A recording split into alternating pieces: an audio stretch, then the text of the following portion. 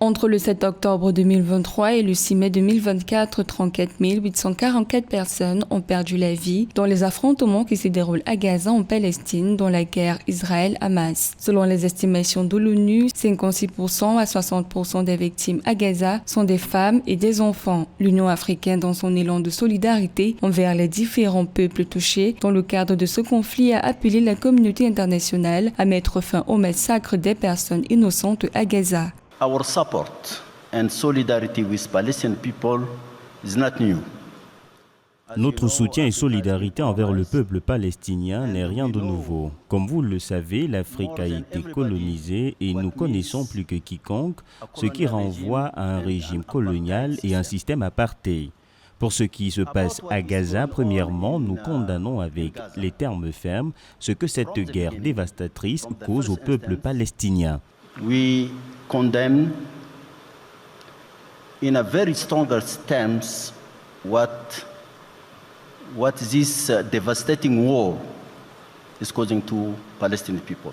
Dans un communiqué publié en mars 2024, le président de la Commission de l'Union africaine, Moussa Faki Mahamat, a appelé à une enquête internationale sur l'incident. Il a d'ailleurs affirmé la volonté de l'Union africaine pour un cessez-le-feu immédiat et inconditionnel dans la bande de Gaza pour mettre fin à l'attaque continue et intensive d'Israël contre les vies palestiniennes. More than 35,000 people. Plus de 55 000 personnes ont perdu leur vie et la majorité sont des femmes et des enfants et cela n'est pas normal ni acceptable. Children and women. It's not acceptable. De son côté, l'Afrique du Sud a réaffirmé son appel à un cessez-le-feu immédiat et à la poursuite des négociations. Pour le président sud-africain Cyril Ramaphosa, la communauté internationale ne peut ignorer les graves violations du droit international et de la Charte des Nations Unies à Gaza, car cela revint à ignorer la responsabilité collective de protéger les civils innocents, y compris les enfants. What is unfolding now in Gaza is beyond being unjust. Ce qui se passe actuellement à Gaza est au-delà d'être injuste. C'est génocidaire et c'est pour cela que nous caractérisons cela comme un génocide et une punition envers les personnes innocentes. Ainsi, nous appelons à un cessez-le-feu. Innocent people.